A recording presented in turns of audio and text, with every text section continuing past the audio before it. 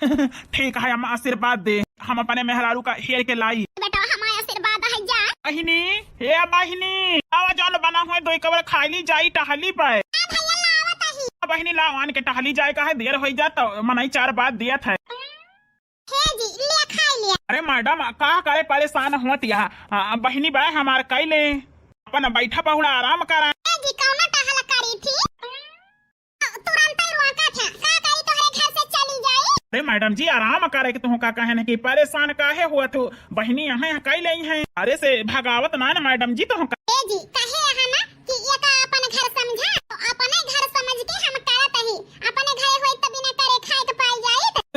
अरे मैडम जी तोहरे महे से केहू जीत ना पाए, जवन मर्जी जवन कर बाबा। अब हम रुआ बना। हे जी ठीक है, फिर कुर्ता पैजामा गंदा हो गया है, निकाल के एक दे दिया, हम धोई दी और एक बार धोए ही ओका पहन लिया। वाह बिटिया वाह। अरे दादी आ बैठा दादी। ए बिटिया